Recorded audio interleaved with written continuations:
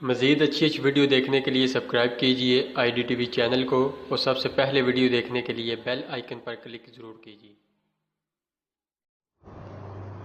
اعوذ باللہ من الشیطان الرجیم، بسم اللہ الرحمن الرحیم۔ ناظرین، آپ دیکھ رہے ہیں IDTV اور میرا آج کا موضوع ہے علامات نفاق۔ بخاری شریف کی حدیث پاک ہے، حضرت عبداللہ بن عمر رضی اللہ تعالی عنہ سے روایت ہے کہ بے شک حضور نبی کریم صلی اللہ تعالی علیہ وسلم نے فرمایا، جس شخص میں یہ چار باتیں ہوں گی وہ خالص منافق ہے، اور جس شخص میں ان چار باتوں میں سے ایک بات ہوگی اس میں نفاق کی ایک خصلت ہوگی، یہاں تک کہ وہ اس کو چھوڑ دے۔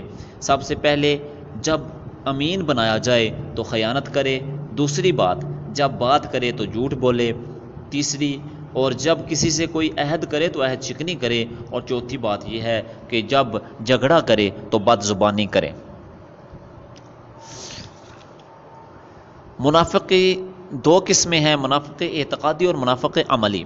منافق اعتقادی وہ ہے کہ زبان سے تو اسلام کا اظہار کرتا ہو مگر اپنے دل میں کفر چھپائے ہوئے ہو، جیسا کہ حضور صلی اللہ تعالیٰ علیہ وسلم کے زمانے میں عبداللہ بن ابی وغیرہ منافقوں کی ایک جماعت تھی کہ یہ لوگ بظاہر کلمہ پڑھتے تھے، روزہ، نماز، حج اور زکوٰۃ کے بھی پابند تھے، مگر دل سے اسلام کے منکر تھے۔ یہ وہ لوگ تھے جن کے ایمان و عقیدہ میں ہی نفاق تھا۔ منافق اعتقادی کافر ہے، بلکہ کافر سے بھی بدتر ہے۔ قرآن کریم کا ارشاد ہے کہ ان المنافقین فی الدرک الاسفل من النار، یعنی منافق اعتقادی کو جہنم کے سب سے نچلے طبقے میں ڈال دیا جائے گا۔ اور منافق عملی وہ ہے کہ جس کے ایمان و عقائد میں کوئی خرابی اور نفاق نہیں ہوتا، بلکہ وہ ظاہر و باطن میں مسلمان ہوتا ہے، لیکن اس کے بعض اعمال اور خصلتیں منافقوں سے ملتی جلتی ہیں۔ اس حدیث پاک میں جس منافق کی چار خصلتوں کا ذکر ہے، اس منافق سے مراد منافق عملی ہے، اور چاروں منافقانہ خصلتوں سے مراد منافقانہ اعمال و کردار ہیں۔ اور وہ چار خصلتیں یہ ہیں کہ جب اس کو کوئی امانت سونپی جائے تو اس میں خیانت کرے، جب بات کرے تو جھوٹ بولے، جب کسی سے کوئی عہد کرے تو دغا کرے، جب کسی سے کوئی معاملہ میں جھگڑے تو گالیاں دے۔ بلا شبہ یہ چاروں خصلتیں ہرگز مومن کی خصلتیں نہیں ہیں، بلکہ یہ منافقوں کی خصلتیں ہیں اور گناہ کبیرہ ہیں۔ اب اس میں سے سب سے پہلی ہے جی، جب اس کو کوئی امانت سونپی جائے تو وہ امانت میں خیانت کرے۔ اس سلسلے میں یہ بھی ملحوظ خاطر رہنا چاہیے کہ امانت صرف روپے، پیسے یا سامانوں ہی کی نہیں ہوا کرتی، بلکہ بات، راز، ذمہ داری وغیرہ بھی امانت ہی کہلاتے ہیں۔ مثلا آپ سے کسی نے کوئی راز کی بات کہہ دی اور آپ سے اس نے یہ بھی کہہ دیا کہ خبردار یہ بات امانت ہے، آپ اس کو کسی سے ذکر نہ کریں، تو یہ بات بھی امانت ہوگی اور آپ اس کے امین ہو گئے۔ اگر آپ نے اس بات کو کسی سے کہہ دیا تو آپ نے امانت میں خیانت کی۔ اسی طرح اللہ تعالیٰ نے اپنے بندوں کو مال، عقل، اختیار، آنکھ، کان، ہاتھ، پاؤں وغیرہ جسمانی اعضاء اور قسم قسم کی طاقتیں سونپ کر حکم دیا ہے کہ میری ان امانتوں کو میرے حکم کے مطابق استعمال کرنا۔ تو ان سب امانتوں میں بھی اگر خداوندی حقوق کو نہیں ادا کیا ہے تو یہ بھی خیانت ہی کہلائے گی۔ اس لیے قرآن مجید میں رب العالمین کا فرمان ہے کہ ان السمع والبصر والفؤاد کل اولئک کان عنہ مسئولا، یعنی آنکھ، کان، دل، ہر چیز کے بارے میں پوچھ گچھ ہوگی کہ خدا کی ان امانتوں میں کوئی خیانت تو نہیں ہوئی۔ اسی طرح اس میں دوسری بات ہے، جب بات کرے تو جھوٹ بولے۔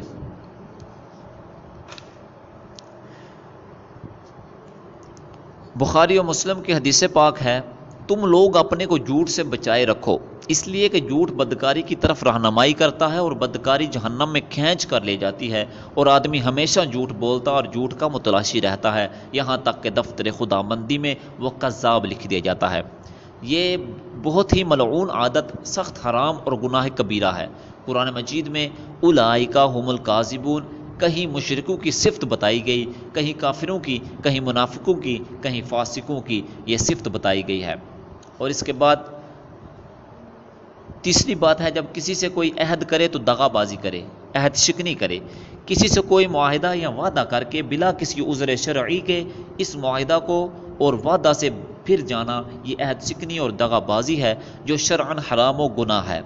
قرآن مجید میں اللہ رب العزت جل جلالہ کا فرمان ہے کہ یا ایھا الذین آمنوا اوفوا بالعقود، یعنی اے ایمان والو اپنے عہدوں اور وعدوں کو پورا کرو۔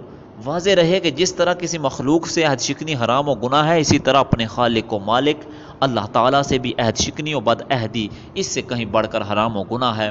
اللہ تعالیٰ نے ہر انسان سے اپنی توحید کے اقرار کا عہد لیا ہے، اور علماء کرام سے خصوصی طور پر یہ عہد لیا ہے کہ وہ کبھی بھی اور کسی حال میں بھی حق کو نہ چھپائیں۔ اس لیے جو مسلمان یا علماء کرام اپنی کسی دنیاوی مصالح کی بنا پر مشرکین کی خوشنودی کے لیے شرک کے کام کر بیٹھتے ہیں، یا کلمہ حق کو چھپاتے ہیں، یا اس کو بیان کرنے سے سکوت کرتے ہیں، وہ بھی عہد شکنی اور خدا کے ساتھ دغا کرنے کے مجرم ہیں۔ اب اگلی بات آتی ہے کہ گالی دینا۔ گالی گلوچ اور بدگوئی اور بد زبانی خصوصاً اپنے مسلمان بھائی کے ساتھ انتہائی قبیح خصلت اور نہایتی معیوب اور گناہونی عادت ہے۔ گالی گلوچ تو کجا کسی مسلمان سے اس طرح کی ہنسی مذاق کرنا جس سے اس کی دل آزاری ہو، یا کسی مسلمان کو ایسے القاب سے یاد کرنا جس سے اس کو عذاب پہنچتی ہو، خداوند عالم نے قرآن مجید میں اس کو حرام قرار دیا ہے۔ سورۃ حجرات کی اس آیت کو نگاہ عبرت سے دیکھیے اور منافقانہ سیرتوں اور فاسقانہ عادتوں سے توبہ کیجیے۔ ارشاد خداوندی ہے کہ یا ایھا الذین آمنوا لا یسخر قوم من قوم عسى ان یکونوا خیرا منہم ولا نساء من نساء عسى ان یکن خیرا منہن۔ اے ایمان والو، نہ مرد مردوں کا مذاق اڑائیں، عجب نہیں کہ وہ ہنسی اڑانے والوں سے بہتر ہو، اور نہ عورتیں عورتوں سے ہنسی ٹھٹھا کریں، ہو سکتا ہے کہ ان ہنسنے والیوں سے وہ بہتر ہوں۔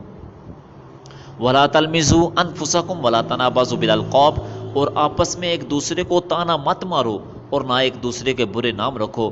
بئس الاسم الفسوق بعد الایمان ومن لم یتب فاولئک هم الظالمون، کیا ہی برا نام ہے مسلمان ہو کر فاسق کہلانا، اور جو توبہ نہ کرے وہی لوگ ظالم ہیں۔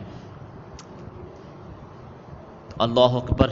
جب کسی مسلمان سے اس قسم کا مذاق بھی جائز نہیں ہے جس سے اس کی دل آزاری ہوتی ہو، اور نہ کسی مومن کو ایسے برے القاب سے پکارنا جائز ہے جس میں اس کی اہانت کا پہلو ہو، تو پھر بھلا کسی مسلمان کو گالیاں دینا کس طرح جائز ہو سکتا ہے؟ ایک حدیث پاک میں آیا ہے کہ سباب المسلمی فسوق وقتالہ کفر، یعنی کسی مسلمان سے گالی گلوچ کرنا فسق ہے، اور کسی مسلمان سے جنگ کرنا یہ کافروں کا کام ہے۔ بہرحال کسی مسلمان کو گالیاں دے کر یا اس کے سامنے بیہودہ الفاظ زبان سے نکال کر ایذا دینا، یہ منافقوں کی حسرت اور منافقوں کا طریقہ ہے۔ گالی دینا، بیہودہ بکنا، فحش کلامی کرنا ہرگز مومن کا کام اور مومن کی خصلت نہیں۔